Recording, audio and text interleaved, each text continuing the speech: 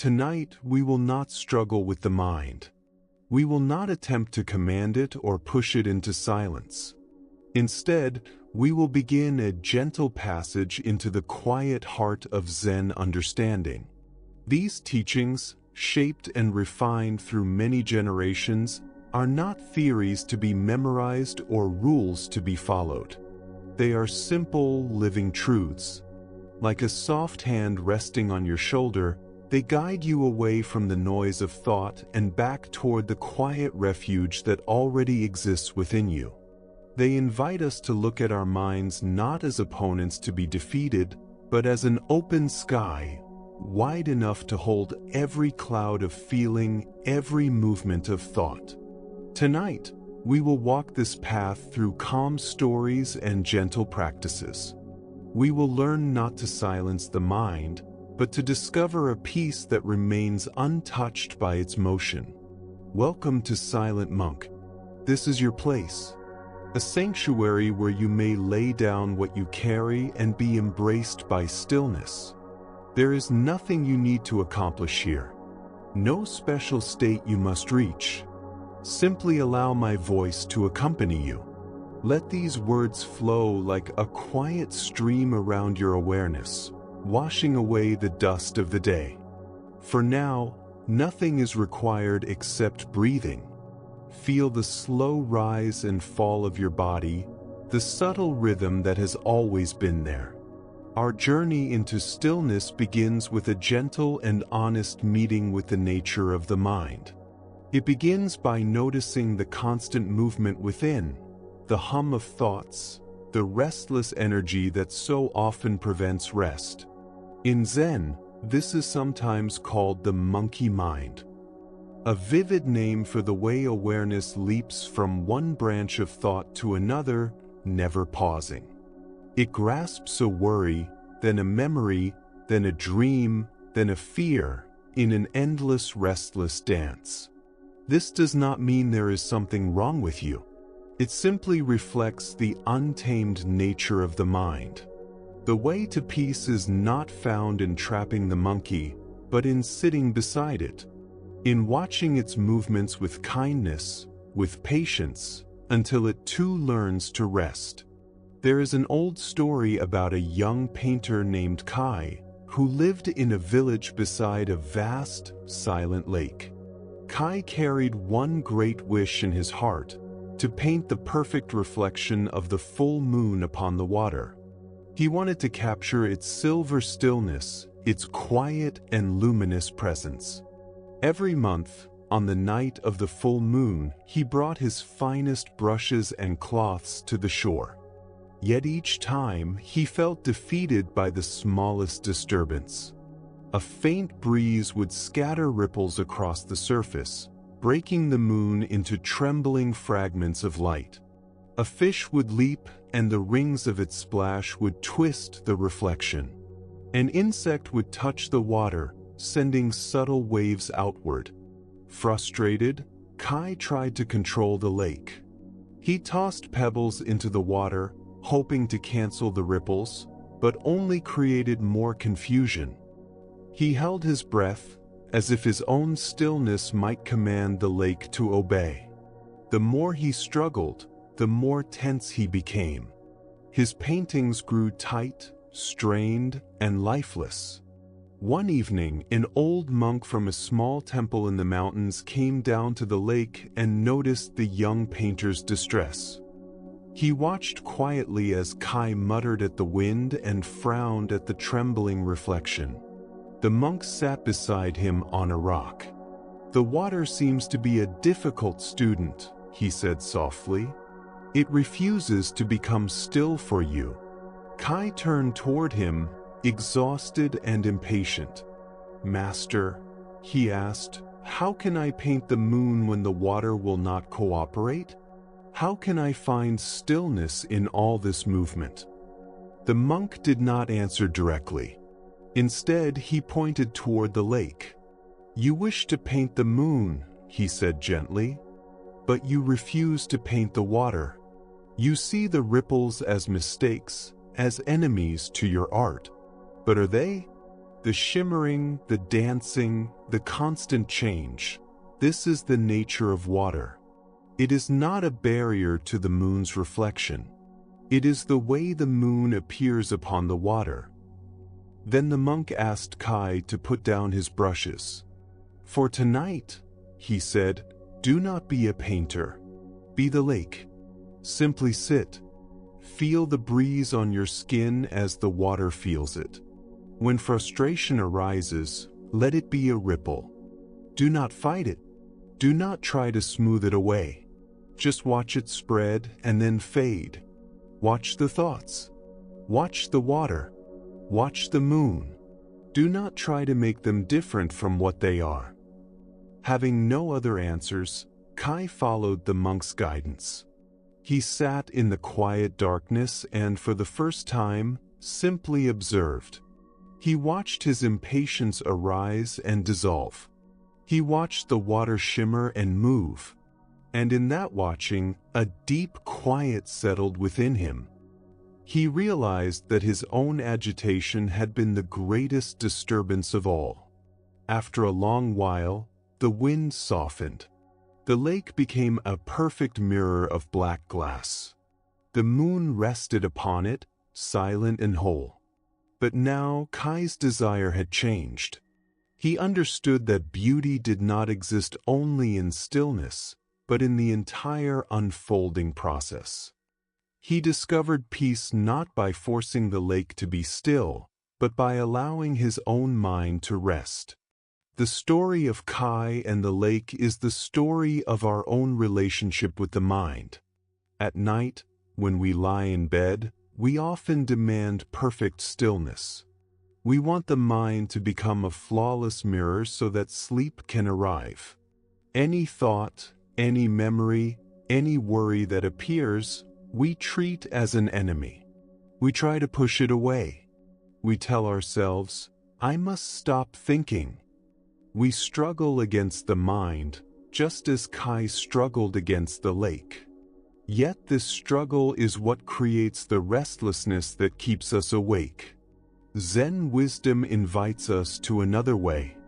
It asks us to lay down the brushes, to release our agenda, and to become the quiet observer. Your mind is the lake. Your thoughts are the ripples. They are not mistakes. They are simply the natural movement of the mind in this moment. Peace is not found in the absence of thought, but in changing how we relate to thought.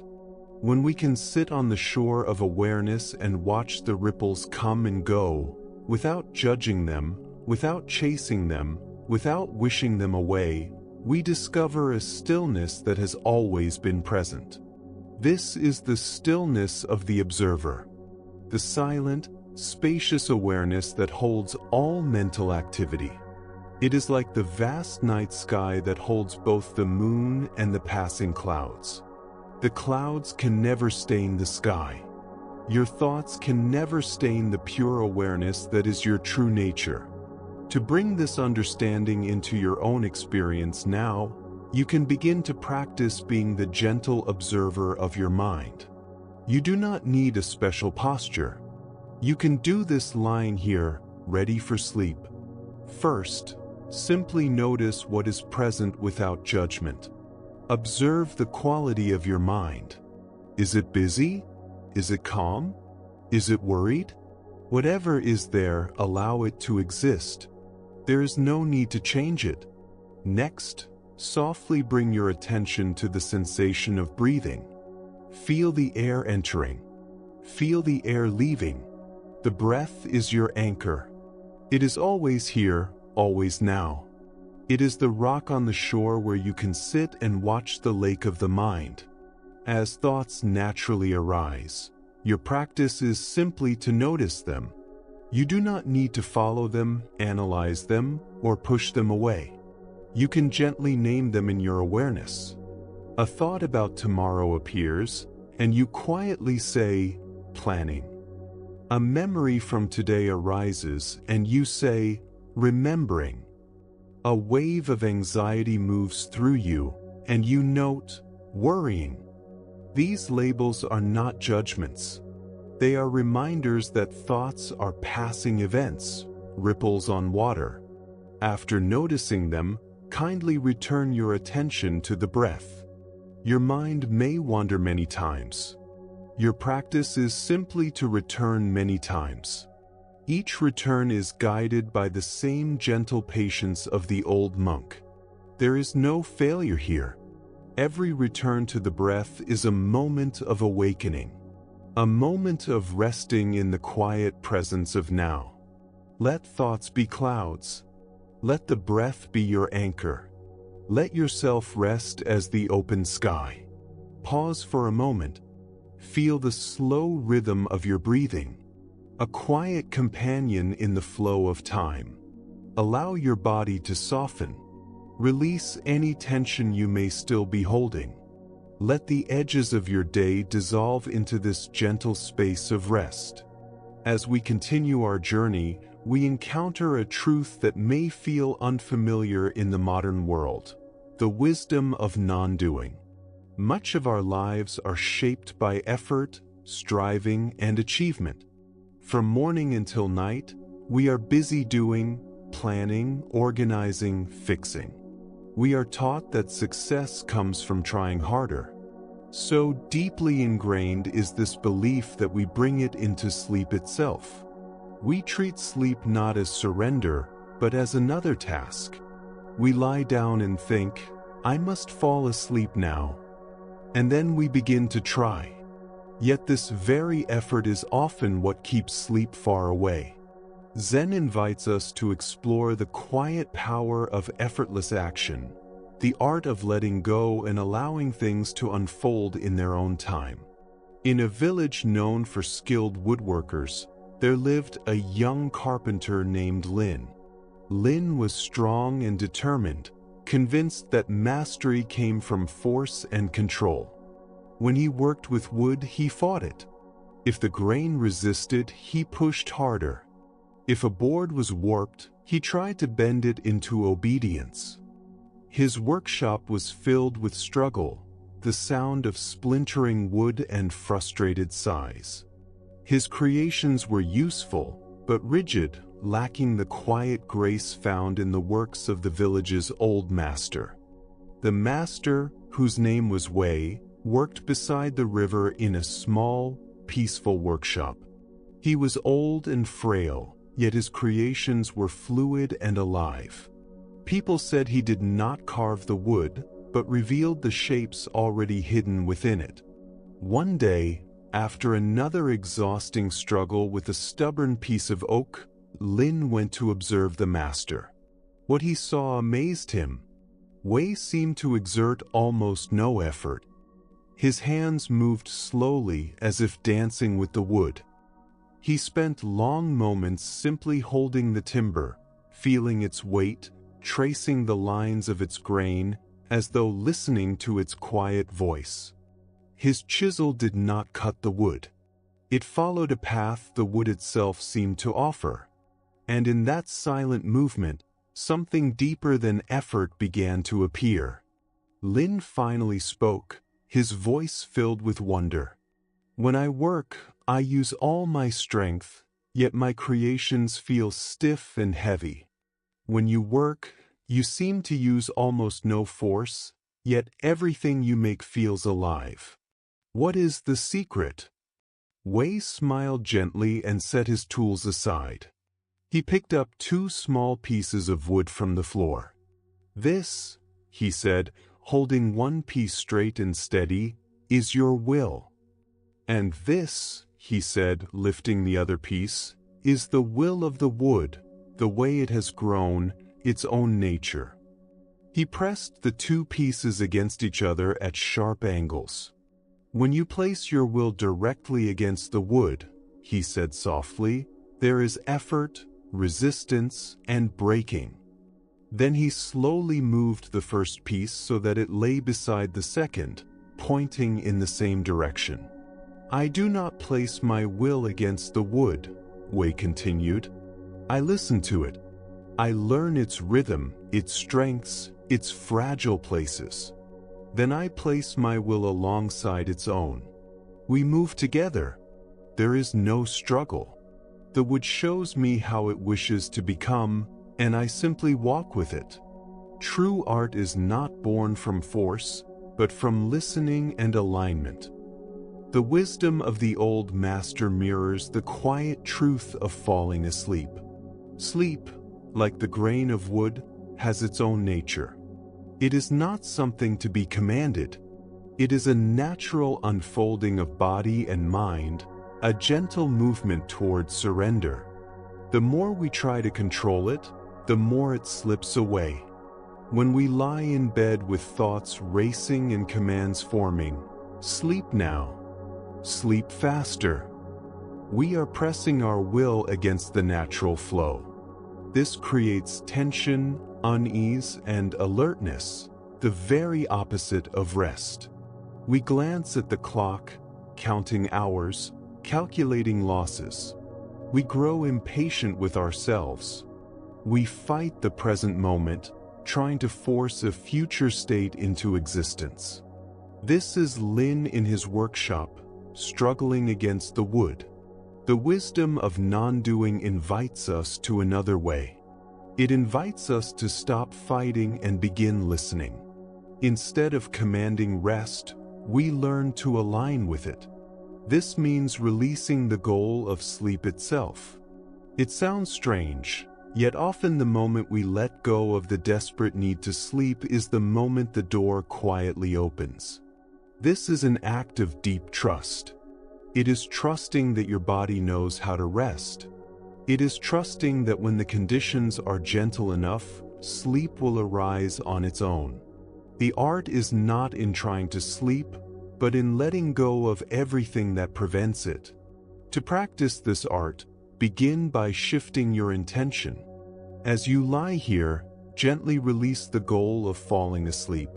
Replace it with something simpler, the intention to rest. Resting is something you can do. Sleeping is something that happens. For now, let your only task be to rest as kindly and patiently as you can. Begin with the body. Bring your awareness to the places where your body meets the surface beneath you. Feel the weight of your head resting on the pillow. Feel the heaviness of your shoulders, your back, your hips, your legs. With each slow exhalation, imagine letting go a little more. Allow yourself to be held completely. Let gravity carry your weight. You do not need to hold yourself up. You can surrender. Now bring this same gentle surrender to your muscles. Let your awareness move slowly through your body. Wherever you notice tension, simply observe it without trying to fix it. Notice the small muscles around your eyes. You do not need to relax them. Just give them permission to soften. Notice your jaw. Invite it to loosen. Notice your shoulders. Allow them to drift away from your ears. This is not another task. It is not effort. It is a quiet allowing, a gradual releasing. Finally, extend this softness to your mind. Let thoughts appear and fade without needing to control them. Allow them to exist. Your only role is to rest in the awareness behind them. If it feels helpful, you may use a gentle phrase in silence. With each inhalation, you might whisper within, "There is nothing I need to do." With each exhalation, "There is nowhere I need to go." This is a radical kind of peace with the present moment. You are not trying to reach sleep. You are resting fully here now. By ending the struggle, you create the perfect conditions for the wood to reveal its shape. You allow the quiet river of rest to carry you effortlessly toward the deep ocean of sleep. As our journey continues, we arrive at another quiet truth, the importance of finding our center. Modern life often pulls our energy upward and outward. Our attention is drawn to screens, voices, demands, and endless information. Gradually, our mental energy gathers in the head, caught in cycles of thinking, analyzing, and worrying. We may begin to feel ungrounded, scattered, like a tall tree with shallow roots. At night, when external distractions fade, this feeling can intensify. We feel untethered, floating in a sea of thoughts. Zen traditions teach that true stability is not found by battling the mind, but by guiding awareness downward into the quiet center of the body. There is a story of a young woman named Ami who dreamed of becoming a master archer. She had sharp eyes and steady hands. When she practiced alone in her courtyard, her arrows flew with grace and accuracy, finding the center of the target again and again. Yet in competitions, her skill seemed to disappear. The crowd, the judges, the pressure to succeed, all of it created a storm in her mind. Her thoughts raced. What if I miss? Everyone is watching. I must not fail. This turmoil spread through her body. Her shoulders tightened. Her breath grew shallow. Her hands trembled ever so slightly. Her arrows drifted far from the mark. Discouraged, she sought guidance from a Zen master who was also a legendary archer. The master watched her in silence. He saw her technique, but he also sensed the subtle vibration of fear within her. He did not correct her stance or her aim. Instead, he asked her to put down the bow. For the next month, her only practice was to stand still for an hour each morning. Your difficulty is not in your arms or eyes, the master said softly. It lies in your roots. You are like a leaf in the wind. You must become the tree. He instructed her to place her hands on her lower abdomen, a few inches below the navel. This, he said, is your center. It is the root of your energy. The restless thoughts in your head are like leaves in a storm. Do not waste your strength trying to calm the leaves. Bring your awareness down from the storm in the mind into the quiet earth of your center. Breathe into this place.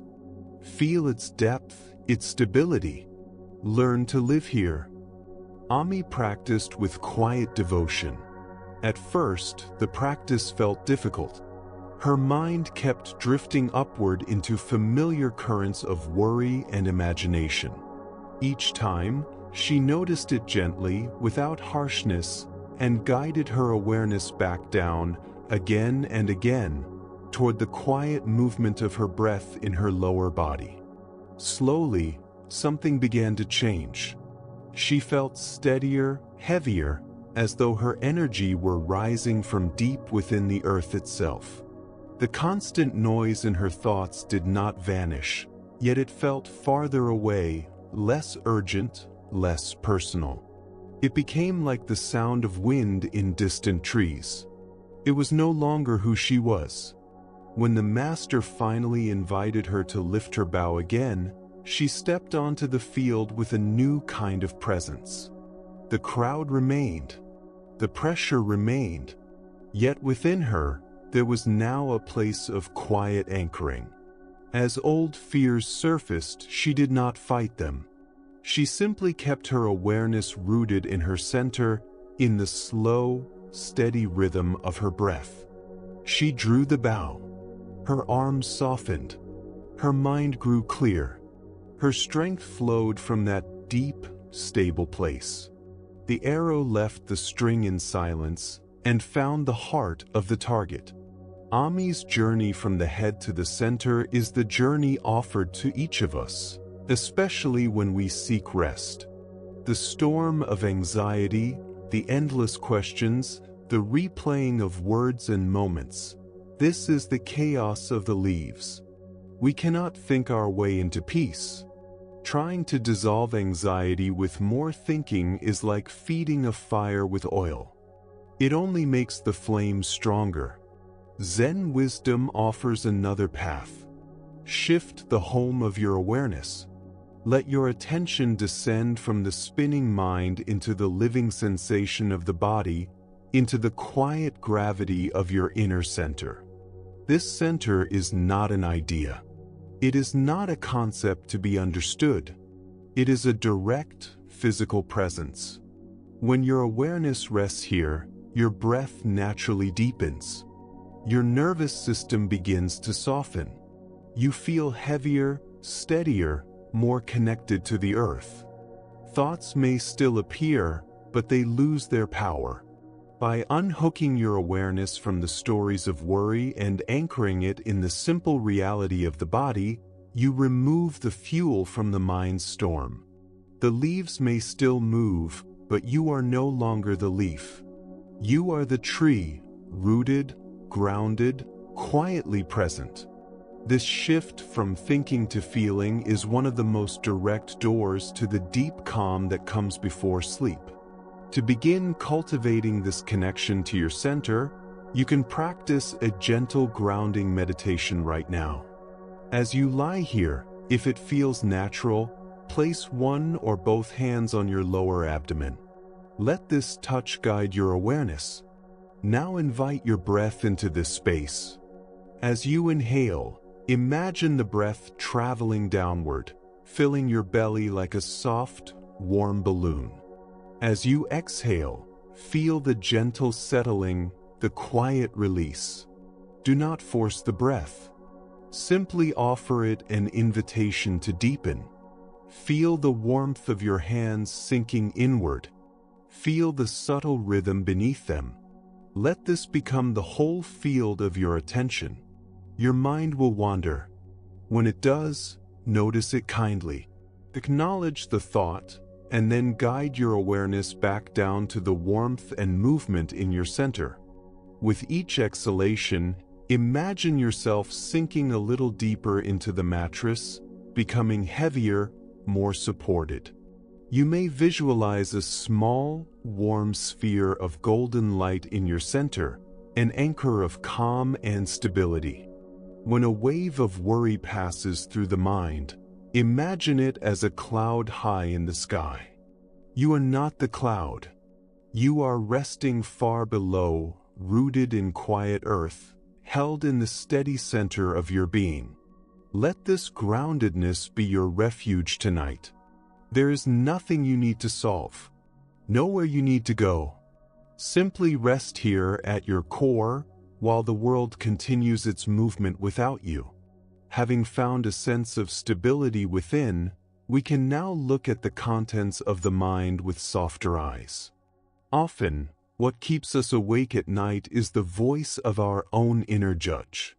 As the world grows quiet, this voice can become louder, replaying the day, highlighting every mistake, every perceived failure, every moment that did not match our ideals. We lie in bed and measure ourselves against a standard of perfection we would never demand of anyone else. This relentless self-judgment is exhausting. It creates an inner conflict that stands in the way of rest. Zen wisdom offers a gentle medicine for this suffering, the art of seeing beauty in imperfection. There is a story of a young potter named Kenji who devoted his life to perfection. At his wheel, he worked with intense focus, seeking to create the flawless tea bowl. For him, perfection meant perfect symmetry, smooth glaze, and precise balance. He was skilled, yet his obsession became his burden. For every bowl he kept, he destroyed dozens. A slight uneven rim, a tiny bubble in the glaze, a faint fingerprint, each flaw was enough for him to discard the piece in frustration. His workshop floor became a silent field of broken hopes. One day, a revered tea master announced he would visit the village. The elders asked Kenji to create a bowl worthy of such an honored guest. This was the moment Kenji had long awaited. He poured himself into his work with desperate intensity. For weeks, he barely slept. He created bowl after bowl, each more technically perfect than the last. Yet none felt alive. They were precise but cold. On the evening before the master's arrival, overwhelmed by despair, Kenji shattered his latest creation. He had nothing left. Sitting among the fragments, his gaze fell upon a bowl he had discarded long before. It was simple and uneven. One side rose slightly higher than the other. A thin dark line ran through the glaze, a mark he had once considered unforgivable. But now, in his surrender, he saw it differently. He noticed the gentle curve of its rim. He felt the quiet story carried in the crack. It felt real. It felt alive. With no other choice, he humbly presented this imperfect bowl to the tea master. The next day, the master held the bowl in silence for a long time. He turned it slowly in his hands, his thumb tracing the delicate line of the crack.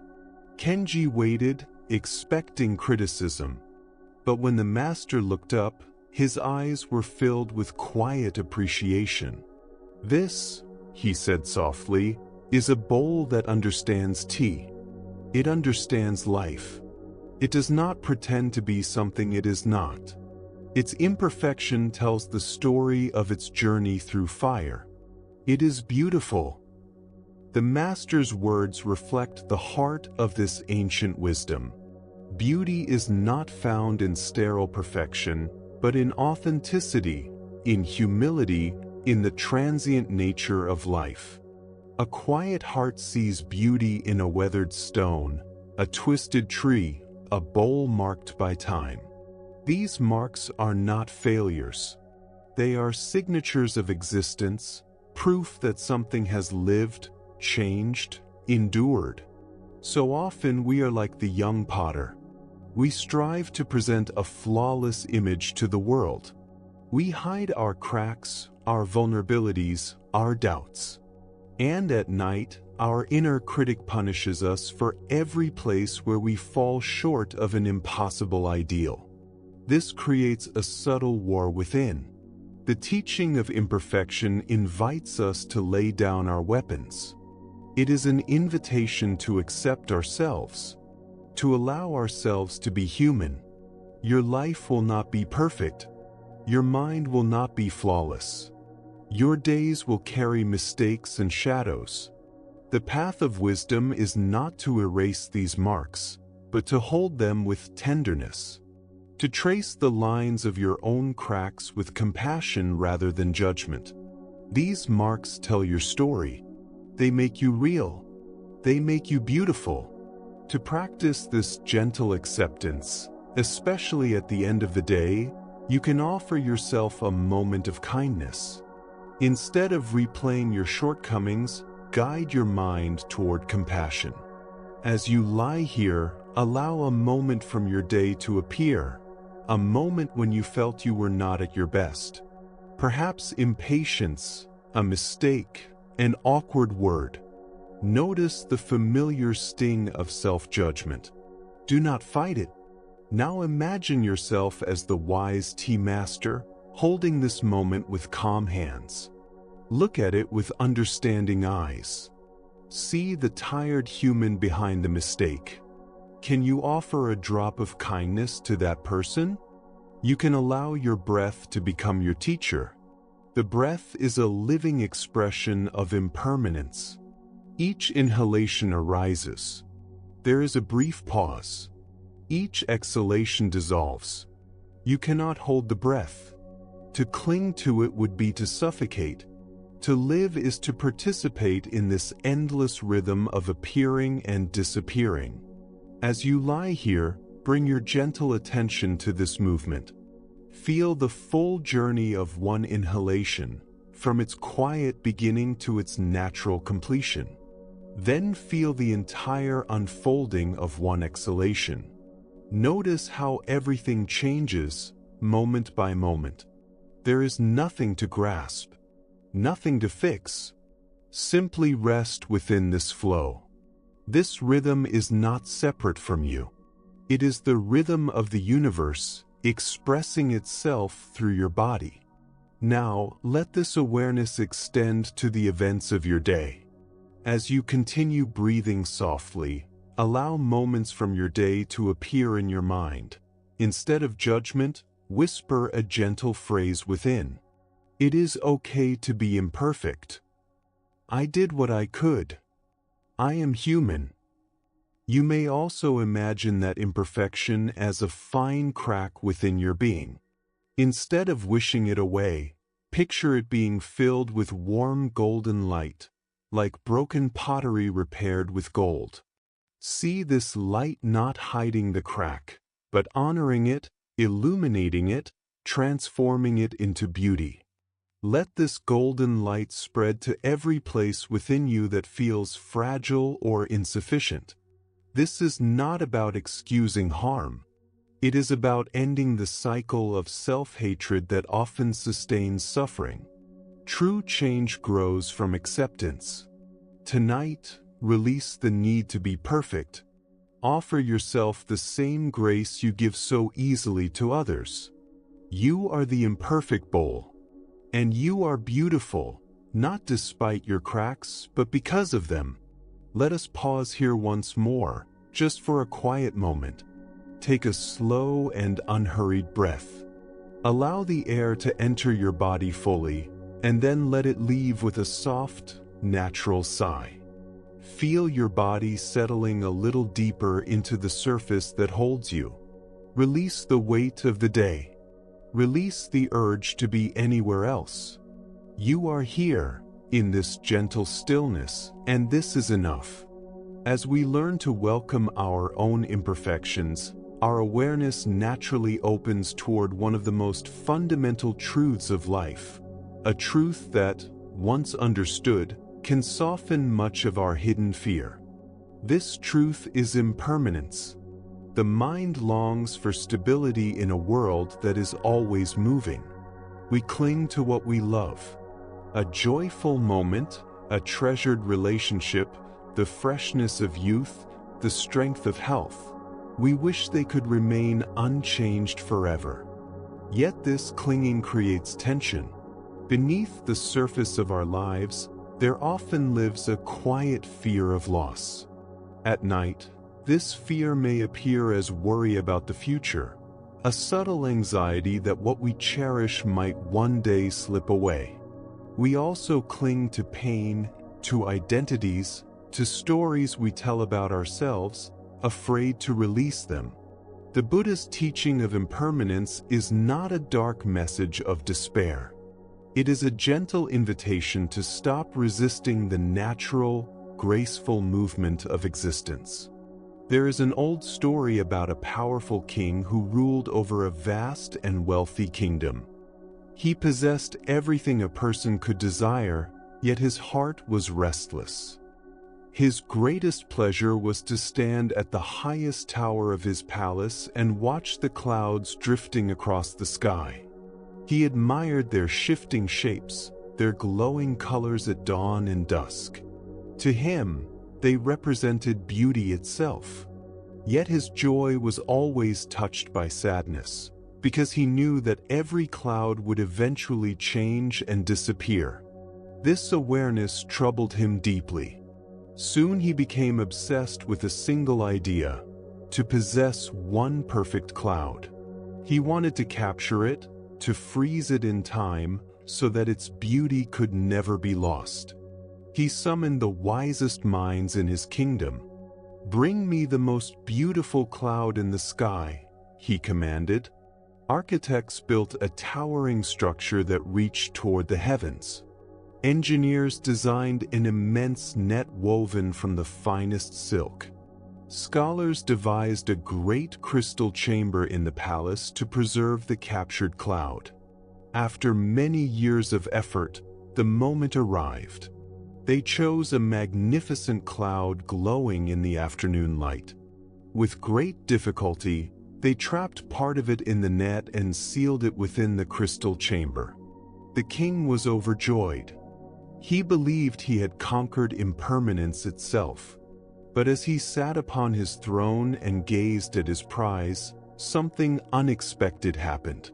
Separated from wind and sky, the cloud began to lose its form. Its golden edges faded. It slowly shrank, becoming a dull gray mist. The mist condensed, and soon only a few shallow pools of ordinary water remained. The king stared in disbelief. In trying to possess the cloud, he had destroyed the very beauty he wished to preserve. At that moment, a humble gardener spoke quietly from the corner of the hall. "Your Majesty," he said gently, "a cloud can only be loved when it is free. Its beauty is not in its shape, but in its movement." The king's mistake is also our own. In countless ways, we try to capture the clouds of our experience. We taste a moment of happiness, feel a deep connection, or experience a rare sense of peace, and immediately the mind whispers, "I want this to last." This desire is the beginning of anxiety. Instead of fully living the moment, we become preoccupied with its ending. We stop watching the cloud and begin worrying about the net. The wisdom of impermanence teaches us another way. True peace arises not from holding life still, but from allowing it to flow. This teaching has two gentle faces. When we encounter pain, sadness, or difficulty, the memory of impermanence becomes a quiet comfort. This too will change. The storm of emotion that feels so overwhelming now is, by its nature, temporary. Knowing this allows us to meet suffering with more patience and less fear. We do not have to fight it so fiercely. We can let it move through us like weather passing through the sky. The other side of impermanence is even more subtle. When we experience joy, the awareness that it will not last forever allows us to cherish it more deeply. Instead of clinging, we relax into presence. We savor the uniqueness of this moment, this sunset, this laughter, this quiet breath, knowing it will never appear in exactly the same way again. Clinging transforms into gratitude. We begin to see each moment as a rare and unrepeatable gift.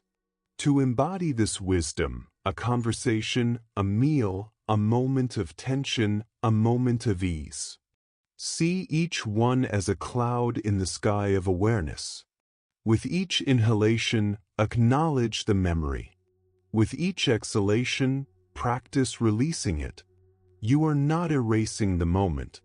You are simply recognizing that it has already passed. Let your exhale become a gentle loosening of the past. This practice is helpful for both pleasant moments the mind wants to hold and difficult moments the mind wants to resist. With every breath out, you are learning the graceful art of letting go. You are becoming like the open sky, allowing all clouds to pass without needing to capture even one. This is freedom.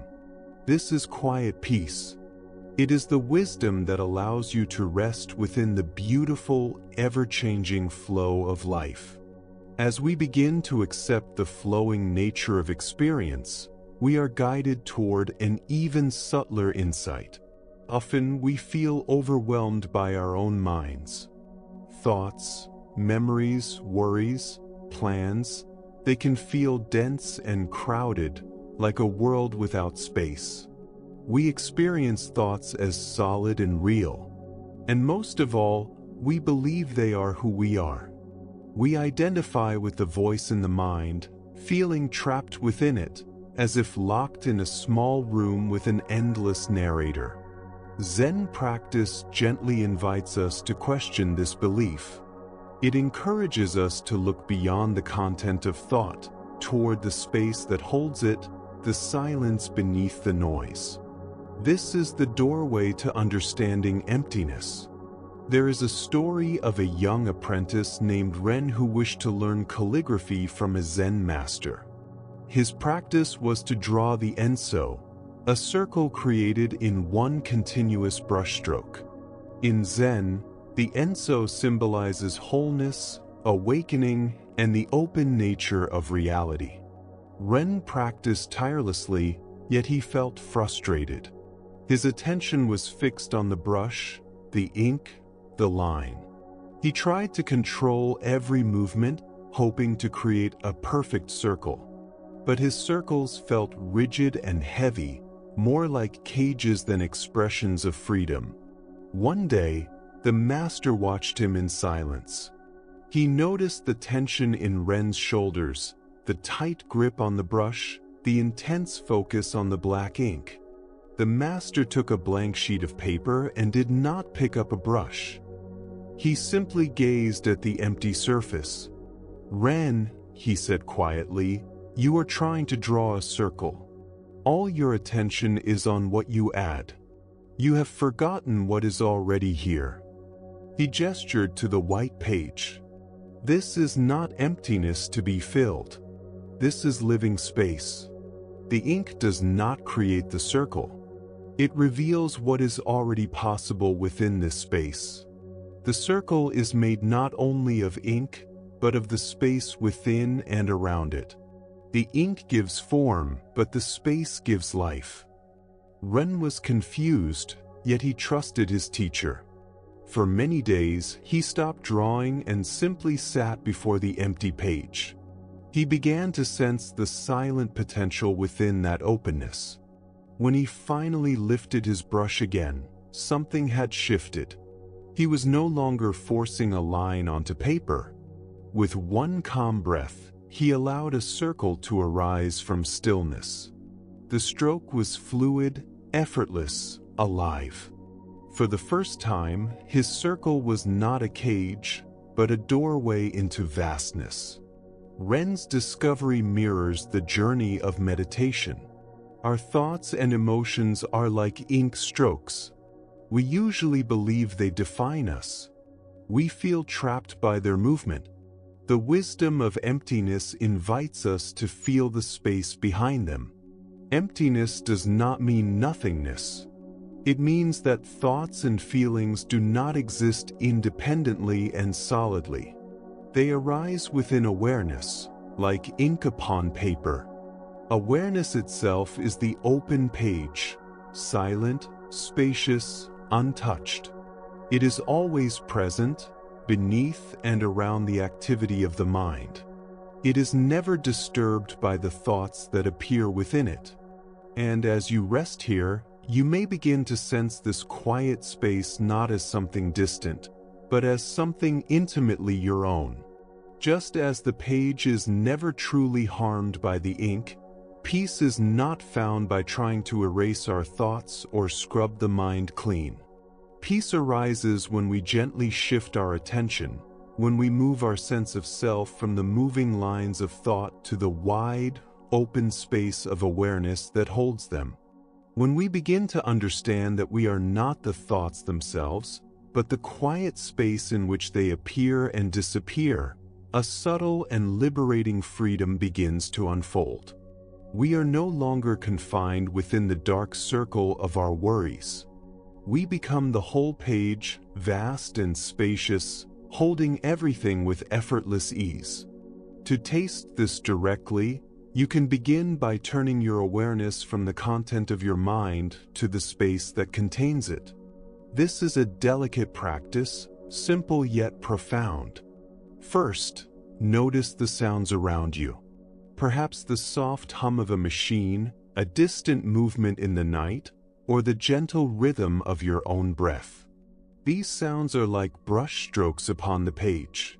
Now, see if you can sense not only the sounds, but the silence from which they arise. Feel the quiet field that allows sound to exist. That silence has always been here. You do not need to create it. You only need to notice it. Then, turn your listening inward. Become aware of the thoughts moving through your mind. See them as passing images, subtle echoes, fleeting shapes. They are the content. And now, can you sense the stillness behind them?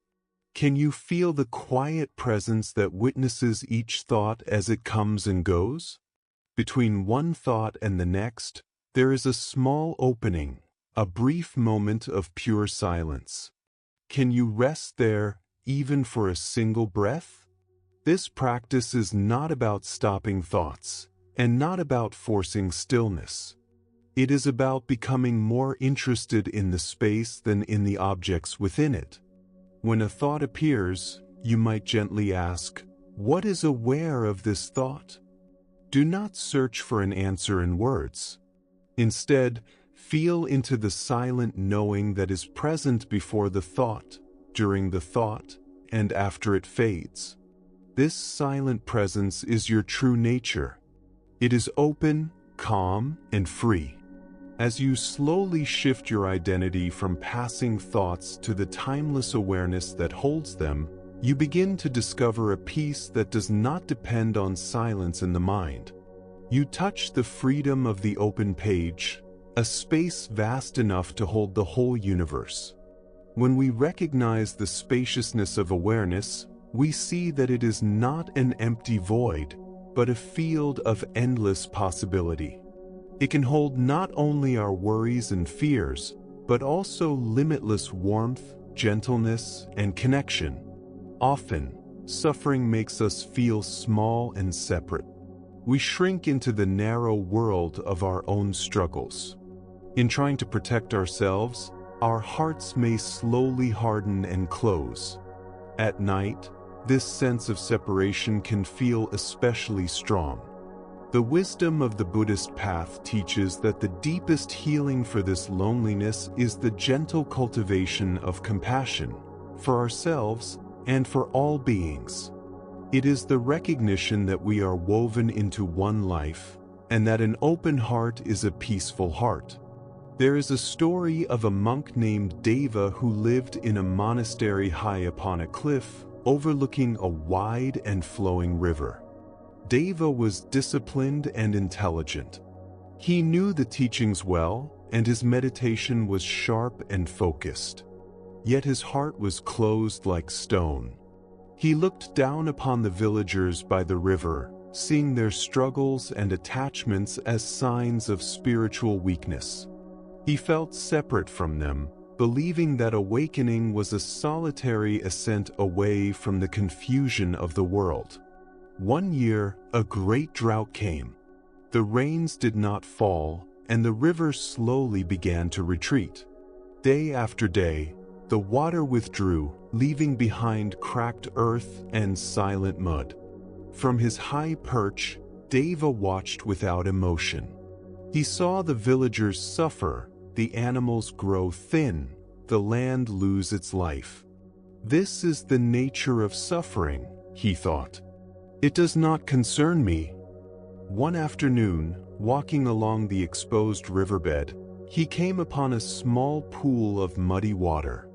Inside it, a tiny fish struggled weakly, its gills opening and closing in desperation.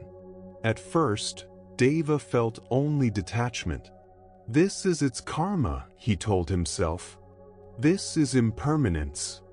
He was about to walk away when something in him paused. He looked again at the fish, its trembling body, its fading strength, its silent struggle for breath. In that moment, something shifted. For the first time, he did not see a separate life. He felt a sharp echo in his own chest. He felt the fish's thirst, its fear, its longing to live. The wall around his heart began to crack. Without hesitation, he stepped into the mud, lifted the small fish with gentle hands, and carried it toward the deeper flow of the river. When he released it into the moving water and watched it disappear into the current, a quiet transformation occurred within him. He understood that the river was not only water, it was the current of life itself, connecting him to the fish, to the villagers, to every living being. Their suffering was not separate from his own. It was shared. Deva returned to the monastery changed. He was no longer a man standing above the world, but a man standing within it, with a heart open to its pain and beauty. From that day forward, his meditation was no longer cold and distant. It became warm, expansive, embracing all life. Deva's awakening by the river reveals the essence of compassion. Compassion is the moment we stop observing suffering from afar and allow ourselves to feel our connection to it. Compassion is not pity. It is not looking down from above. It is the ability to feel with another being, to recognize our shared fragility, and to sincerely wish for all beings to be free from suffering. Alongside compassion walks loving kindness, the quiet wish that all beings may be happy and well. These two qualities are like the wings of a bird. Wisdom is one wing, but without compassion, we cannot fly. This gentle practice is one of the most powerful remedies for fear, anger, judgment, and loneliness. A judging heart is tense and contracted. A kind heart is soft, open, and at ease. And this practice must begin with ourselves. We cannot draw water from an empty well. Many of us find it easier to feel tenderness for others than for our own pain. We meet our mistakes, our worries, our fears with harshness and impatience. Self-compassion is the quiet revolution of turning that warmth inward. When we learn to hold our own suffering with the same gentleness we offer to a loved one, the feeling of isolation begins to dissolve, and a deep peace slowly takes root. As you prepare for sleep, you can begin to nourish this compassion with a simple practice of loving kindness. This is not about forcing emotions, but about gently planting intentions. Settle into a comfortable position, and if it feels natural, place a hand over your heart. Begin by offering kindness to yourself. Silently, slowly, let these words arise like soft waves. May I be safe. May I be happy. May I be healthy. May I live with ease. Allow whatever feelings appear to be present. If resistance arises, meet it with kindness too. You are simply planting seeds in the soil of your heart. After a while, bring to mind someone you love easily. See them clearly in your mind, and offer the same wishes. May you be safe. May you be happy. May you be healthy. May you live with ease. Let the warmth in your heart carry the words. Then, if it feels possible, expand the circle gently. Think of someone neutral, a neighbor, a passerby, a coworker. Offer them the same quiet wishes. Then widen the circle further, to your home, your city, your country. Finally, let your heart open to all beings everywhere. May all beings be safe. May all beings be happy. May all beings be healthy. May all beings live with ease. This practice slowly dissolves the walls we build around our hearts.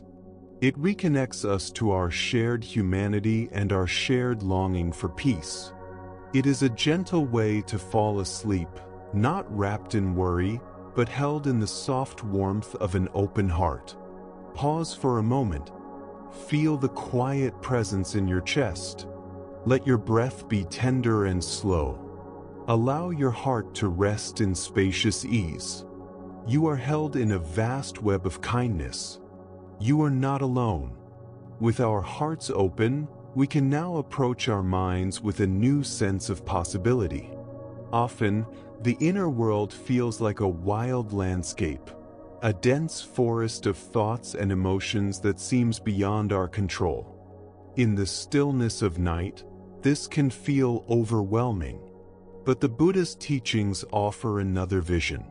They remind us that we are not victims of the mind. We are its gardeners. We cannot control every storm, nor prevent every seed from drifting in on the wind.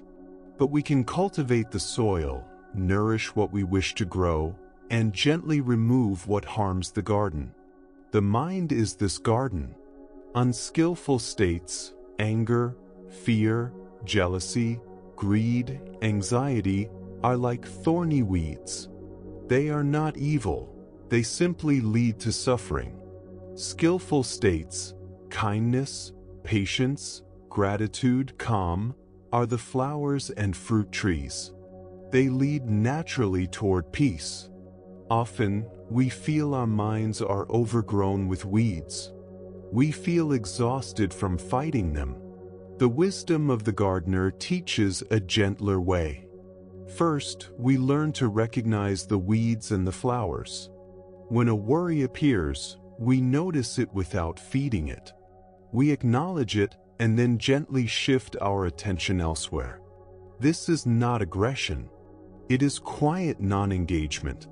But even more important, we consciously nourish the flowers. We do not wait for kindness or gratitude to appear by chance.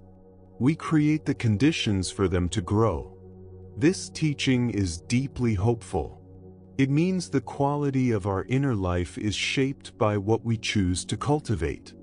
As you settle deeper into rest, you can begin this practice gently with a simple two-step rhythm. The first movement is to gently loosen a weed. Notice whether a particular pattern of thought is active in your mind right now. Perhaps it is a worry about unfinished work, or a quiet resentment about words once spoken. See this pattern clearly, not as an enemy, but as a thorny plant that has grown in the soil of your awareness. You do not need to fight it. You do not need to judge it. Simply recognize it for what it is. Then, with kindness, make a small and conscious choice not to nourish it further. Withdraw your attention from its story. You might quietly say to yourself, "This path does not lead to peace right now. I will not walk it." You may need to do this again and again, just as a gardener must return many times to remove the same stubborn weed. Be patient with yourself. Be gentle with the slow rhythm of change. The second movement, deeper and more powerful, is to intentionally water a flower. Bring to mind something that reflects a wholesome state of being. One of the simplest and most transformative practices is gratitude. Let your mind wander through the events of your day and discover one small moment for which you can feel sincere appreciation. It does not need to be extraordinary. It might be the warmth of a drink in the morning, a quiet gesture of kindness, the touch of sunlight on your skin, or the quiet comfort of the place where you now rest. Hold this moment gently in your awareness. Do not only think about it. Allow yourself to feel it. Let gratitude become a soft warmth in your chest, a subtle easing in your face, a quiet brightness within.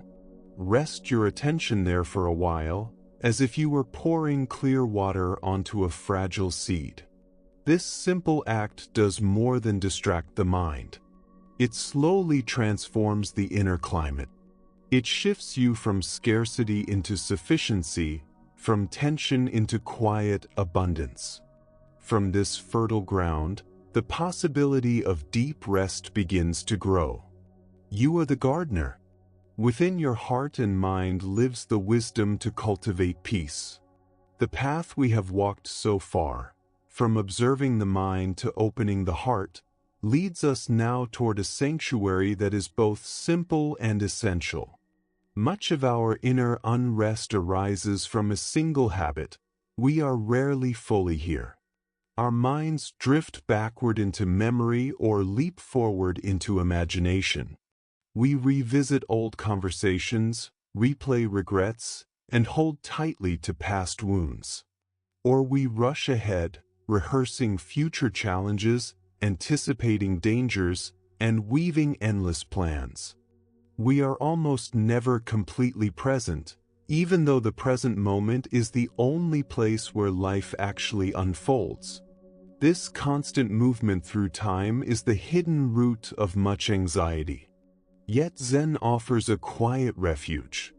It teaches that the present moment, when we truly arrive within it, is a gate without a gate, a direct entrance into the peace we have been seeking everywhere else. There is an old Zen story of a traveler who devoted his entire life to searching for the legendary gate of tranquility. Ancient texts claimed that beyond this gate lay a hidden realm where suffering could not reach, where fear dissolved, and where peace was unshakable. The traveler made this quest his destiny. He studied forgotten maps, consulted sages, and journeyed across distant lands. He climbed dangerous mountains, crossed endless deserts, and sailed through violent seas, always imagining a magnificent gate standing between towering peaks, shining with rare jewels and gold. Years passed into decades. His body aged and his hope began to fade. One evening, exhausted and discouraged, he arrived at a small hut on a remote mountainside. Inside lived an old hermit with gentle eyes and quiet presence. With a trembling voice, the traveler told his story. "I have spent my whole life searching," he said. "I have failed. Before I die, please tell me where the gate is." The hermit did not answer immediately. He simply invited the traveler to sit. With slow, deliberate movements, he prepared tea. He poured a cup and placed it in the traveler's hands. Then he asked softly, "What do you feel right now?" Surprised, the traveler turned his attention inward. "I feel warmth in my hands," he replied. "Good," said the hermit. "And what do you hear?" The traveler listened carefully. "I hear the wind in the trees, the sound of my breath, and the faint whisper of steam rising from the tea." The hermit nodded. "And what do you see?" The traveler watched the steam curl upward, shifting and dissolving in delicate shapes. As he watched, his restless mind grew quiet.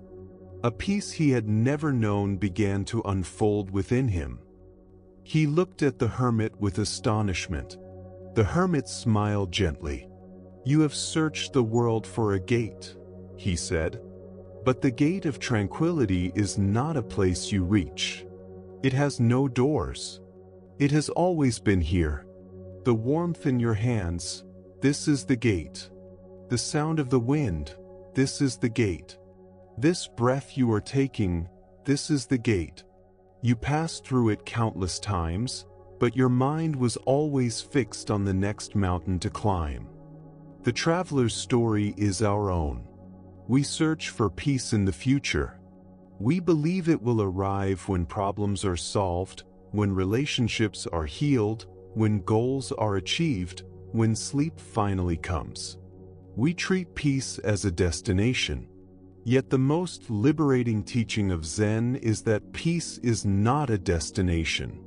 It is the ground we already stand upon, revealed when we stop covering it with thoughts of past and future. The gateless gate is a paradox. To enter, we must realize we have never been outside. What prevents us from tasting the present moment is the belief that it lies somewhere else. The thinking mind is a cartographer, constantly drawing maps away from here. But every map leads away from the treasure. The treasure is always beneath our feet. When we release our stories, our striving, and our endless searching, and simply arrive in the raw reality of this moment, the gate dissolves. We find ourselves home. This is not complicated. It is the simplest thing in the world. The rise and fall of your breath, the weight of the blanket on your body, the quiet hum of the night. This is reality. And within this simple reality, free from mental commentary, there is a quiet and profound peace. To practice entering this gateless gate, you can use your senses as gentle anchors. They guide your awareness out of abstraction and back into the living present. As you rest here, begin with the sense of hearing. Listen. Do not strain. Let sounds come to you naturally. Perhaps you hear your breath, a distant vibration, or a deep silence. Whatever arises, receive it without judgment. Let your awareness be like open sky in which sounds appear and fade. Now turn to the sense of touch. Feel the places where your body meets the bed. Notice the weight of the blankets. Sense the air on your skin, on your face, on your hands. Feel subtle inner sensations, warmth, coolness, gentle movement. Do not name them. Do not analyze them. Simply feel. Next, open gently to the sense of smell. Without moving, notice whether any faint scent is present. The quiet smell of fabric, the freshness of night air, or nothing at all. It does not matter what you perceive. The practice lies in openness. Each time you notice your mind wandering into yesterday or tomorrow, see it as the traveler returning to his map. Smile softly at this habit of the mind. Then guide your attention back to the breath, back to the weight of the blanket, back to the undeniable reality of now. This is the only gate you need, and it is always open. Welcome back to stillness. As we learn to rest within the open doorway of the present moment, we begin to notice the quiet patterns of our own minds with clearer eyes. Even when we are no longer lost in memories of yesterday or worries about tomorrow, certain thoughts and emotions return again and again, like familiar melodies rising from a distant place. At times, these habits of mind can feel overwhelming. We may feel as though we are trapped inside an invisible system, pushed and pulled by moods and fears we did not choose. This sense of being controlled by something within us is one of the deepest sources of suffering. Yet the wisdom of the Buddha offers a gentle and liberating insight. It teaches that we are not merely victims of our inner world, but participants in its creation. This is the teaching of karma. There is an old story about a young boy who wandered high into the mountains and found himself in a wide circular valley, surrounded by towering cliffs on every side. He had never been there before. As fear and loneliness rose within him, he shouted into the empty air, "I hate you." At once, voices echoed from every direction, "I hate you." Startled, the boy grew angry. He believed someone was hiding in the rocks, mocking him. Clenching his fists, he shouted again, "You are a coward." From the cliffs came the reply, "You are a coward." The more furious he became, the more harsh words he threw into the valley, and the more harsh words returned to him. Finally, frightened and in tears, he ran down the mountain to his home. He told his mother that a terrible, angry boy lived in the valley and had screamed cruel things at him. His mother, a quiet and wise woman, smiled gently. "That is the Valley of Echoes," she said. "It has no anger of its own. It only returns what is given to it. The anger you heard was your own voice. Go back tomorrow. But this time, shout something different. Shout, 'I love you.'" The boy hesitated, but he trusted her words. The next day he returned to the valley. Taking a deep breath, he called out, "I love you." From all around him, voices answered, "I love you." Wonder filled his heart. He understood then that he was not a victim of the valley. He was its source. This story reflects the essence of karma. Karma is often misunderstood. It is not a system of reward or punishment ruled by an unseen judge. It is simply the natural law of cause and effect, as impersonal and precise as an echo in the mountains. The valley is your mind. The words you call out are your intentions, thoughts, and actions. The echo is the quality of your experience. The Buddha taught that intention is the heart of karma. It is the inner direction behind every action that plants the seed of future experience. When we repeatedly send thoughts of anger, fear, resentment, or self-pity into the valley of the mind learns to echo those same tones back to us. Gradually, patterns form. Paths become easier to follow. We find ourselves moving through the same emotional landscapes again and again, wondering why our inner world feels so hostile. This is not punishment. It is simply the nature of conditioning. And here lies the most beautiful truth. It is never too late to change the echo. In any moment, no matter how long the past is spoken in harsh voices, we can choose to send a new sound into the valley. A thought of kindness, a moment of gratitude, an intention of patience. At first, the new sound may seem faint, almost drowned out by older echoes. But if we continue, gently and consistently, the resonance of the mind begins to shift. Old echoes fade. New harmonies grow stronger. We are not prisoners of our habits. We are their architects.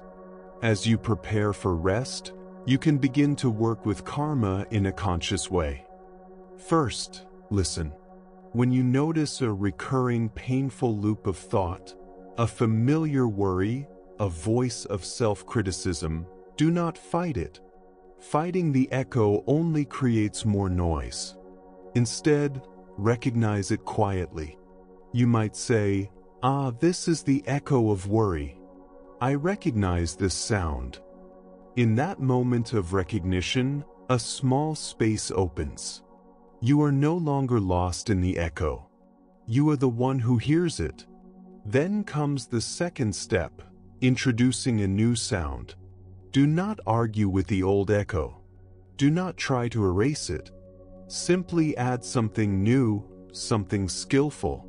If the echo is worry, you might offer a gentle phrase of trust. In this moment, all is well. I can meet whatever comes. If the echo is self-criticism, place a hand on your heart and whisper, "May I be kind to myself." If the echo is resentment toward another, offer a quiet wish, "May you be at peace." This is not denial. It is an act of inner hygiene. It is the recognition that you have a choice. You can continue shouting the same painful words into the valley, or you can plant new sounds that will return as peace and ease. Tonight, you can become the source of a new echo. Let us pause for a moment. Feel the freshness of this present instant. It is untouched by the past. It is open to new possibilities. Breathe into this freshness. As you exhale, release old stories. You are here. You are free to begin again. As we awaken to our power to shape the inner world, another layer of Zen wisdom quietly reveals itself. We begin to see that not only do our intentions create echoes, but our perceptions shape reality itself. The fears that disturb the night often feel solid and dangerous, like creatures hiding in the shadows. Anxiety can feel like a real threat to survival. We assume our feelings are accurate reports of reality. Yet Zen invites us to look more closely. It teaches that our experience of the world is not the world itself, but a picture painted by the mind. And if we are the painter, we possess more power than we imagine. There is a story of a distant village troubled by the legend of a terrifying tiger said to live in the nearby mountains. No one had ever seen the tiger, yet everyone believed in its presence. Their fear was strengthened by a painting hanging in the village temple. It had been created centuries earlier by a master known for lifelike art. The painting showed a powerful tiger emerging from a forest of bamboo. Its eyes seemed alive. Its muscles appeared ready to leap. The image was so vivid that it awakened deep fear in all who looked upon it. A man named Koji was especially tormented by this fear. The tiger lived in his mind day and night. When he tried to sleep, the sound of wind in the bamboo outside his house seemed like the tiger's footsteps. He imagined its breath. He felt its presence everywhere. Unable to find peace, he went to the temple to speak with the Zen master. "Master," he said trembling, "I cannot live like this. The tiger haunts me. I know it is real. I fear it will leap from the scroll and destroy my family." The master listened with compassion. He did not dismiss Koji's fear. Instead, he opened a cabinet and took out a fine brush and a small pot of ink. He placed them in Koji's hands. "You are right to be afraid," he said calmly. "The tiger is powerful, but you have forgotten one thing. You have forgotten who holds the brush." He gestured toward the painting. The mind that created the tiger is the same mind that fears it. The power that created the threat can also create safety. Go home. When your fear is strongest, paint a cage around the tiger. Koji was confused, but desperation gave him courage. That night, as fear rose again, he lit a candle and approached the painting. His hands trembled, yet he lifted the brush.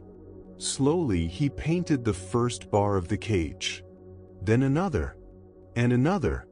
When the final line was complete, a deep silence filled the room. The tiger remained, still magnificent, but no longer terrifying. Relief washed over him. Koji understood the lesson. Fear was created by the mind, and the mind also held the tools of freedom. This story reveals a deep truth of Buddhist wisdom. Our suffering does not arise from the world itself, but from the meaning the mind gives to it. The tiger of anxiety, the fear of failure, the worry about tomorrow, these are paintings. They may feel real. They may stir the body and the breath. But they are creations of thought. When we forget this, we become victims of our own images. The practice is to remember, we are also the painter. We hold the brush of awareness. We carry the ink of wisdom. We can learn to shape our experience with clarity and compassion. To paint a cage around fear is not suppression or denial. It is wisdom. It is the act of creating space where feelings can exist without ruling the inner kingdom. When a strong anxiety arises, you can follow 3 gentle steps. First, acknowledge the tiger. Do not fight the feeling. Turn toward it with mindfulness. Ah, this is fear. This is anxiety in my body. Naming it softens resistance. Second, remember the painter. Remind yourself gently, my mind is painting a picture right now. This is a story, not the present moment itself. In that reminder, a small distance appears between you and the fear. You are not the tiger. You are the one who sees it. Third, paint the cage. Apply wisdom around the fear. You might remember impermanence. This feeling will pass. You might offer compassion. It is okay to feel this. I can be kind to myself. You might return to reality. What is truly happening right now in this moment? With each frame of wisdom, the tiger remains visible but no longer controls the kingdom. You find safety even in its presence. As we learn that we are the source of echoes and the painters of our fears, a quiet loneliness may still appear. The night can feel vast. We may feel like small islands in darkness. The final wisdom in this part of the journey offers the deepest remedy for separation. It is the vision of interconnectedness. The realization that the feeling of being a separate self is the greatest illusion of all. Ancient teachings speak of Indra's jeweled net. Imagine an infinite web stretching across the cosmos. At every crossing of threads, a radiant jewel shines. Each jewel reflects every other jewel, and within each reflection, all reflections appear again, endlessly. Each jewel contains the whole. The whole lives within each jewel. Nothing exists alone. This net is a metaphor for existence itself. Each being, each moment, each thought is one jewel in the web. We appear separate, yet beneath appearances, we are inseparable. Your breath depends on distant forests. Your body is shaped by rivers and clouds. Your thoughts arise from countless voices across time. You are not apart from the universe. You are an expression of it.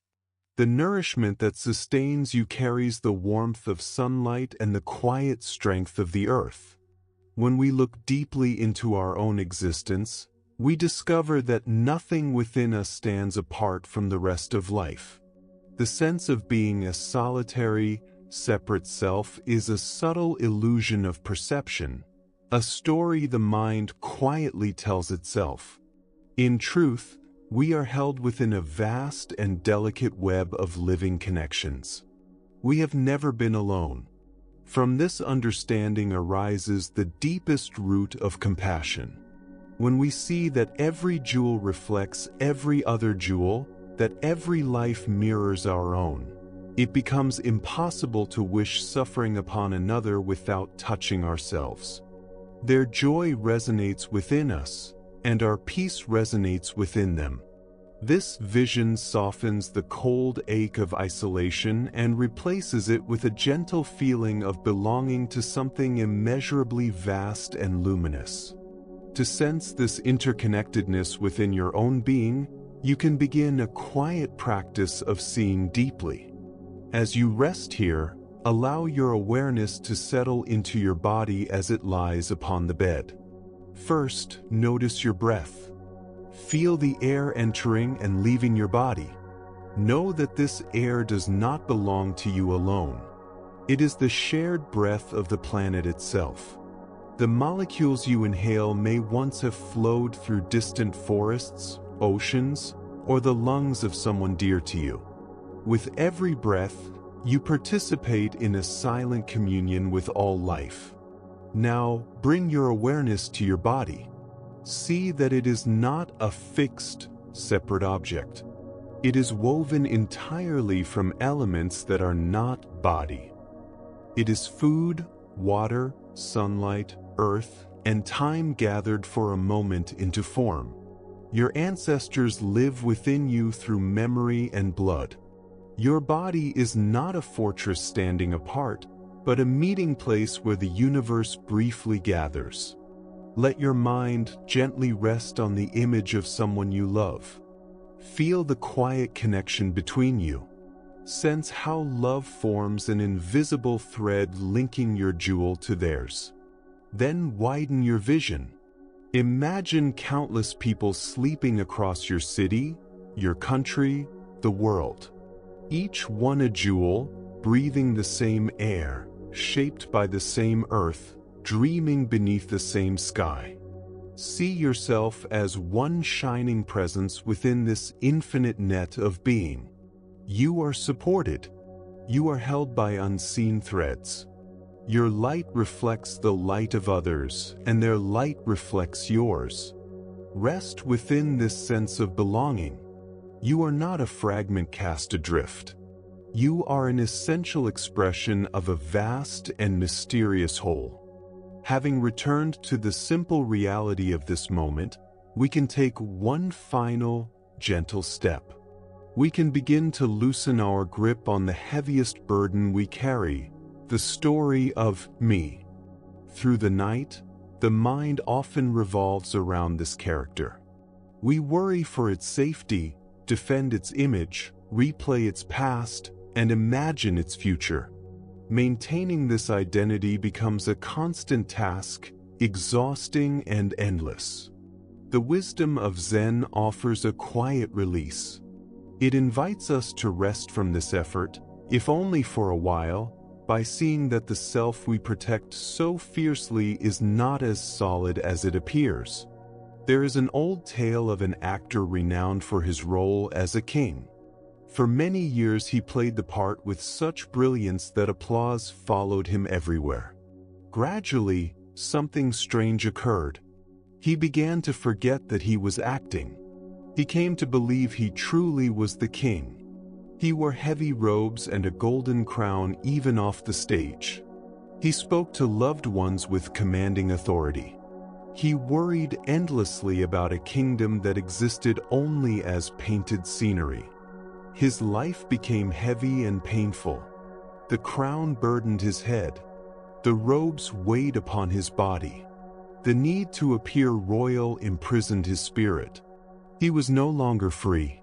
One day, while walking through a village in full costume, he noticed a child gazing at him with curious eyes. The child ran forward, tugged gently at his sleeve, and asked with simple honesty, "Why are you wearing such strange clothes? And why do you look so unhappy?" In that moment, the child's question pierced the illusion like light through mist. The actor looked down at his garments and felt the weight of the crown. Suddenly he began to laugh, a deep, liberating laughter. He remembered who he truly was. He was not the king. He was an actor, a person with a home, a family, a life beyond the stage. That evening, he removed the crown and robes, shared a simple meal with his family, and felt a lightness he had not known for years. This story reflects the Buddhist teaching of not-self. Like the actor, we become entangled in the roles we play. We identify with labels, emotions, successes, failures, and expectations.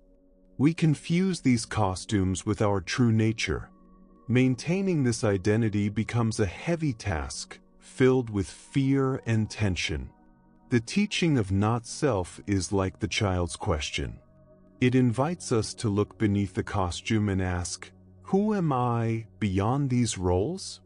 When we look closely, we see that what we call self is a flowing process. Body, feelings, thoughts, memories, constantly changing. There is no permanent king ruling the castle. This realization does not diminish us. It frees us. If you are not your story, then you are not bound by your past. If you are not your anxiety, then worry is not your destiny. These are roles you have worn, and tonight you can gently set them aside. As you rest, you can explore this letting go. Notice the identities you carry. Perhaps you see yourself as someone burdened by responsibility or someone weighed down by uncertainty. Acknowledge these roles with kindness. Then imagine removing them one by one, as if taking off heavy garments. Let each costume fall away. Ask quietly, what remains when I am not playing a role? There is no need for answers. Simply feel what is left. Perhaps a quiet presence, a spacious awareness, a gentle stillness. This silent presence is closer to your true nature than any story. For this moment, you do not need to be anyone. You do not need to solve, defend, or improve your identity. You are the actor, not the king. The play can wait until morning. As we release the weight of the self, we arrive at the final doorway to peace, the wisdom of surrender. In a world that celebrates effort and control, surrender may sound like weakness. Yet in Zen, surrender is a profound strength. It is the understanding that the deepest gifts, sleep, love, peace, cannot be forced. They arise only when we open our hands. Imagine someone standing at the edge of a calm lake, wishing to learn how to float. Fear fills their body as they step into the water. Every muscle tightens. They struggle, kick, and thrash, trying desperately to stay afloat. But the more they fight, the faster they sink. Exhausted, they look to their teacher. The teacher says softly, "Stop trying. The water knows how to hold you. Lie back, breathe, and let go." Terrified, the person finally releases effort. For a moment, they surrender. And then something miraculous happens. The water holds them. They float effortlessly. Floating is not something we do. It is what happens when we stop doing. Our relationship with sleep is the same. When we struggle to sleep, we thrash in the water of our own minds. We try to force rest, afraid to let go. But sleep, like water, has its own wisdom. It knows how to carry us. All the practices we have explored are ways of releasing struggle. They teach us to trust that we are already held. Now, allow your body to surrender. Feel its weight resting upon the bed. The bed is holding you completely. You do not need to hold yourself. With each exhalation, let go. Release the head into the pillow. Soften the shoulders. Allow the arms, the torso, the legs to become heavy and still. Let the breath breathe itself. Release the need to observe, to control, to understand. You have done enough. Now simply rest. Trust the night. Trust the silence. Trust your body's deep intelligence. You are no longer struggling in the water. You are floating in the quiet lake of night, carried gently toward sleep. And as this journey comes to a soft close, know that beneath every thought, every fear, every roll, there is a vast open awareness that has always been peaceful. The peace you sought was never distant. It has always been here, waiting in the simple act of letting go. Remember that this path is not about adding anything new to who you are, but about releasing what has been covering the peace that has always been present. You are not constructing a wall of calm. You are simply clearing away the remnants of old habits and mistaken views so that your own quiet source of stillness can flow without obstruction. Imagine yourself as a tired traveler who has walked a long road, carrying a heavy bundle upon your shoulders. At last, you have arrived. This bed, this room, this moment, this is your home. For today, the journey is complete. Now you can slowly place your bundle down. It is filled with worries, plans, regrets, and responsibilities. Set it gently beside the door. It will still be there tomorrow if you choose to pick it up again. But tonight, you are free from its weight. There is no final test to pass. No evaluation of how deeply you listened or how much you understood. Nothing remains to accomplish. All that is left is to rest in the quiet sanctuary you have reached. So let this be a moment of deep trust. Trust the seeds you have planted in the garden of your mind this evening. Trust that even a single moment of awareness, a single gesture of kindness, a single breath of surrender has already begun its gentle work. And above all, trust the innate wisdom of your own body. Your body knows how to heal. It knows how to rest. It knows how to sleep. It asks only for a mind that is quiet enough, gentle enough, and safe enough to let go. Everything we have explored together has served this one purpose: to create an inner sense of safety, a soft ceasefire in the silent conflicts of the mind, so that your body can finally feel permission to enter the deep, renewing peace it has always deserved. The work is finished. All that remains is to receive the gift of rest. Now, let us continue our journey with timeless Zen stories. This is the story of the salt and the lake. In a quiet monastery among rolling hills lived an elderly master known for his patience and insight. Among his students was a young apprentice whose heart had grown heavy with complaints about life's hardships. Each morning he arrived with new grievances. "Master, why is life so difficult? Yesterday my meditation was disturbed by noise. Today my back aches from the cold floor. When will this suffering end?" His voice carried the weight of someone who had gathered every small discomfort until it had become an unbearable burden. The master listened with kindness, yet over time he saw that words alone could not shift his student's view. One morning, as sunlight poured softly through the monastery windows, the master spoke. "My friend," he said, "please bring me a handful of salt from the kitchen." The apprentice, puzzled, obeyed and returned with coarse crystals in his cupped hands. The master placed a small glass of water before him. "Put all the salt into this glass and drink it." The apprentice hesitated. "That is far too much salt for such a small glass," he said. "Trust," the master replied.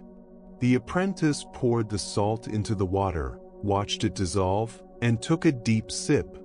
Instantly he grimaced as bitterness filled his mouth. "How does it taste?" asked the master. "Terrible," the apprentice replied. "Overwhelmingly bitter." The master smiled softly. "Good. Now bring the same salt and walk with me." Together they walked in silence until they reached a clear mountain lake. The water stretched wide and still, reflecting the sky so perfectly that earth and heaven seemed to merge. "Now," said the master, "place the salt in the lake."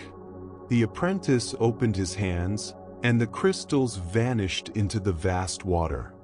"Drink," the master said. The apprentice cupped the lake water and tasted it. It was cool, fresh, and pure. "How does it taste?" the master asked.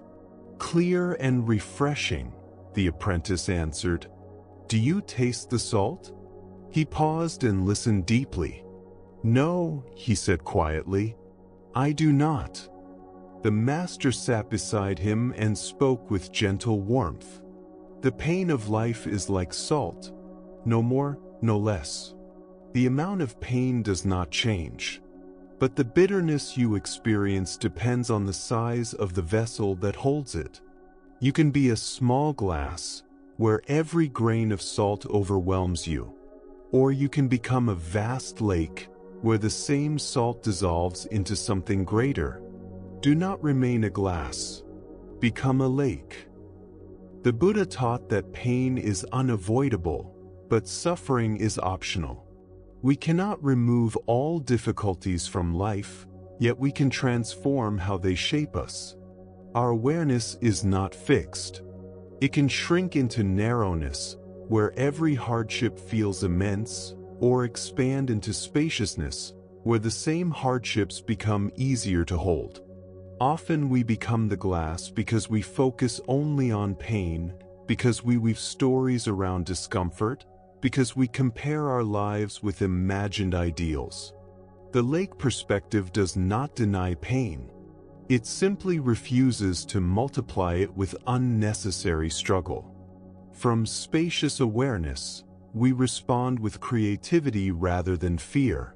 We remember that everything arises and passes away within the vast field of consciousness. Tonight, as you reflect on your own challenges, notice the difference between living as a glass and resting as a lake. What would it feel like to allow your awareness to expand beyond the intensity of difficulty and include the wider space of this moment? Clarity is not the absence of salt. It is the capacity to hold it gently. When we become lakes rather than glasses, pain becomes a doorway to compassion and freedom. Now let us turn to another story, the story of the Crystal River. In the depths of a clear flowing river lived a community of small creatures. Above them, the current moved steadily, carrying the wisdom of distant springs and unseen oceans. Each creature clung tightly to stones, branches, and roots. From birth they were taught, hold on. The current is dangerous. Safety lies in staying where you are. But one small creature grew tired of clinging. He watched the current above him and felt its grace and purpose. I am tired of holding on, he said. I cannot see where the current leads, but I trust it. If I cling forever, I may never truly live. The others cried out in fear. Fool, the current will destroy you. Yet he released his grip. At first, he was thrown against rocks, battered and afraid. But as he continued to surrender, something changed. The current lifted him higher, away from the dangerous bottom. Soon he was no longer struggling. He was flowing. Creatures downstream saw him and cried, "A miracle! He flies. He must be a savior." The flowing creature called back, "I am no savior. The river lifts us all, if we dare to let go." But the others clung tighter and turned his story into legend. The Buddha taught that we lose only what we cling to. We grasp for control, believing it brings safety, yet our grasping becomes the source of suffering. Life is movement. When we resist its flow, we exhaust ourselves. Tonight, notice where you cling. To worries, identities, expectations. Can you feel the current of this moment and trust it? When we release, we discover that the current we feared is the force that carries us home. Now we come to a final teaching, hidden in plain sight, the dialogue of ordinary mind. In a mountain monastery wrapped in mist, two Zen masters sat facing one another. Jashu, a devoted seeker, asked his teacher Nansen, "Master, what is the way?" Nansen replied simply, "Ordinary mind is the way." Jashu was puzzled. Should we cultivate ordinary mind? If you try to reach it, Nansen said, you move away from it. Then how can we know it? Jashu asked. Nansen answered, the way is beyond knowing and not knowing. Knowing turns it into an idea. Not knowing turns it into emptiness. When you realize it, it is vast like the sky. How could there be distinction between sacred and ordinary? In that moment, Jashu understood, not something new, but something always present. There is nothing to seek, nothing to find. The mind that hears these words right now is already the way. We search for extraordinary states, imagining awakening as something distant. Yet enlightenment is simply ordinary awareness without striving. Thoughts arise. Sensations appear. Sounds come and go. This simple functioning of awareness is the way itself. We overlook it because it seems too ordinary. Like searching for glasses already on our face, we chase what we already possess. Ordinary awareness is not special because it achieves something, but because it is the space in which everything appears. Joy and sorrow, clarity and confusion, all arise within this unchanged openness. When we see this, practice becomes gentle recognition rather than struggle. The ordinary becomes luminous. The everyday becomes sacred. And in this quiet recognition, the mind finally rests. This quiet reverence for the ordinary and the imperfect echoes the same insight toward which Nansen gently pointed. The way is not discovered in flawless moments, but in the natural unfolding of life exactly as it appears. Tonight, as you rest within the simple fact of awareness, aware of these words, aware of your breathing, aware of distant sounds, can you sense that this very awareness is what you have been seeking all along? Can you soften the effort to become something different from what you already are?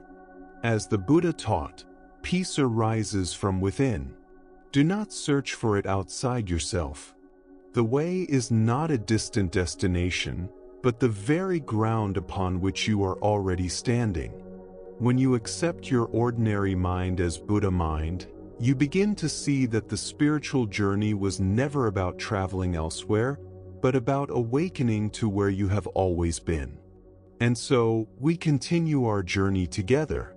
The next story reveals the subtle difference between helping and holding on. This is the teaching of the two monks and the woman by the river. Two monks were walking side by side along a narrow mountain path, traveling toward a remote monastery where they hoped to deepen their practice. Both had devoted their lives to spiritual discipline and had taken strict vows, including a vow to avoid physical contact with women. This rule was not born of contempt, but of their belief that such restraint helped preserve clarity and focus on their inner path. As they approached a wide river swollen by recent storms, they saw that the familiar bridge had been damaged. At the edge of the rushing water stood a young woman, hesitating, uncertain, frightened by the powerful current filled with debris from the mountains above. "Honored monks," she called softly, "could one of you help me cross? I am not strong enough to face this water alone." At once, the first monk felt tension rise within him. His mind raced through the rules of their order and the possible consequences of breaking them. Physical contact with women was forbidden. He began forming reasons why they could not help, imagining alternative solutions that would not violate their vows. The second monk, however, saw only a human being in danger. Without hesitation, without debate, he stepped forward, gently lifted the woman onto his shoulders, and carried her across the turbulent river. With careful steps, he ensured her safety and set her down softly on the opposite bank. "Thank you," she said with gratitude, bowing before continuing on her way. The monks resumed their journey, but something in the air had changed. The first monk walked in silence, his thoughts growing heavier with each step. As the hours passed, his agitation deepened until he could no longer restrain himself. "Brother," he said at last, his voice trembling, "I cannot understand what you did at the river. Our training teaches us to avoid contact with women, yet you carried her across the water. How could you break our sacred vows so openly?" The second monk looked at him with gentle surprise and replied simply, "Brother, I put her down hours ago.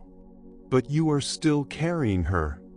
The Buddha taught that holding on to anger is like grasping a burning coal with the intention of throwing it at someone else.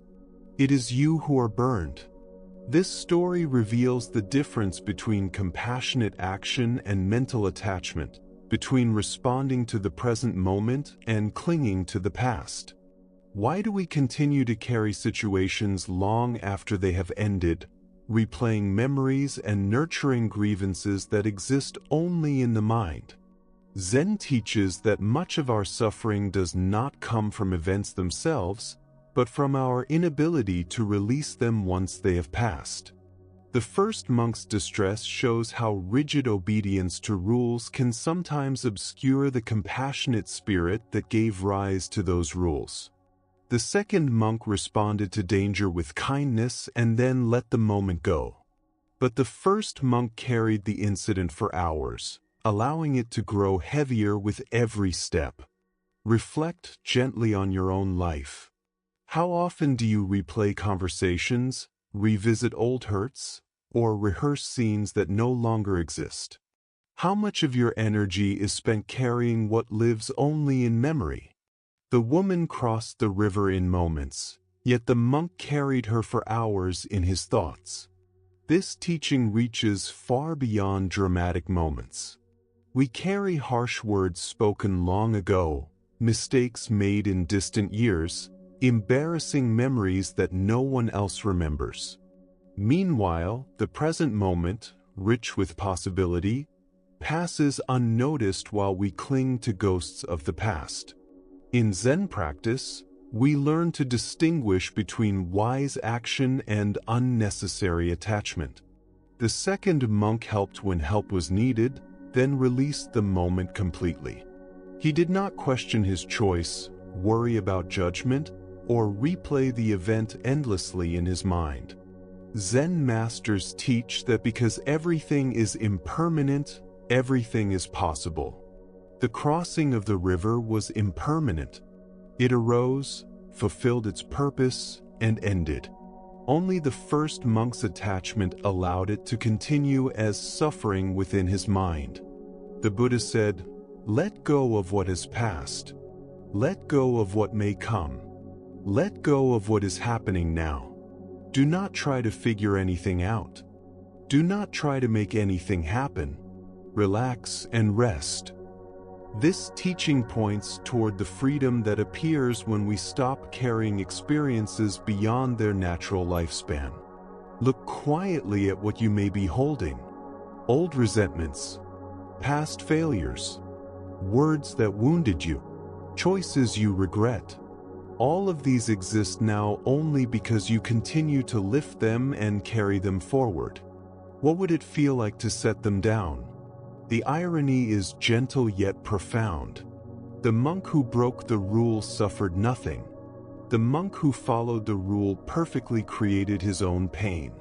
Suffering often arises not from what we do, but from what we think about what we do. Tonight, as your mind drifts toward old memories or unresolved moments, can you remember the wisdom of the second monk? Can you practice laying down what you no longer need to carry, and feel the lightness that comes from traveling without yesterday's weight? The Buddha taught that in the end, only three things matter: how deeply we have lived, how sincerely we have loved, and how gently we have learned to let go. True practice is not rigid perfection, but skillful presence, responding to what is here and then releasing it completely. Now we move toward another teaching, one that reveals the nature of anger and the illusions we project onto others. This is the story of the empty boat. A young boatman, known for his fiery temper, was guiding his small wooden vessel across a wide river in the early morning mist. He took pride in his skill and attention, yet the smallest disruption could ignite his rage. Other boatmen knew his reputation and often avoided him when his moods darkened. On this morning, a thick fog had settled over the water, limiting visibility to only a few feet. The boatman squinted through the haze, steering carefully across familiar currents. Suddenly, he saw another boat emerging from the mist, heading straight toward him. "Turn aside," he shouted. "You're going to crash into me." But the other boat did not change course. His anger rose as he shouted again, his voice sharpening with fury. He cursed the unseen pilot's carelessness, his rage swelling with every second. Despite his warnings, the boats collided with a heavy jolt. Now burning with indignation, the boatman prepared to confront the other pilot, ready to unleash the frustration he had carried within. His fists tightened, his body tense, as he stepped toward the other vessel. But when he looked closely, something stopped him.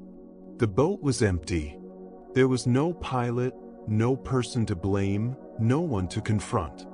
It was only a drifting vessel carried by the current. In that instant, his anger dissolved.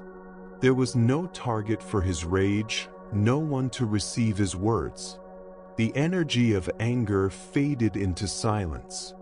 He pushed the empty boat away and continued his journey, his mind now as calm as the mist around him. The Buddha taught that holding on to anger is like drinking poison and expecting someone else to die. This story reveals how much of our anger is directed toward empty boats, toward imagined intentions where none exist. Much of our suffering arises not from what others actually do, but from the stories we create about their motives and character. We assume hostility where there may be distraction, disrespect where there may be ignorance, and personal attack where there may be chance. Why do we fill empty boats with imaginary pilots? Our minds evolved to detect threats quickly. This helped our ancestors survive. But in modern life, the same instinct leads us to assign harmful intent to actions that may have none. Consider your daily experiences. When someone cuts you off in traffic, do you assume selfishness? When a colleague fails to greet you, do you assume rejection? When a friend cancels plans, do you assume indifference? In each case, you may be creating a pilot for an empty boat. Perhaps the driver was rushing to help someone in need. Perhaps your colleague was lost in difficult news. Perhaps your friend was struggling silently. Most actions reflect inner struggles rather than deliberate harm. A Zen teacher once said that the foolish reject what they see, while the wise question what they think. When we react to interpretations rather than reality, we fight empty boats. This does not mean ignoring harm or abandoning boundaries. It means responding wisely without weaving unnecessary stories. Instead of saying, "You always disrespect me," we can say, "When that happened, I felt hurt." The practice is to pause when anger arises and ask, "Am I responding to what happened or to the story my mind created?"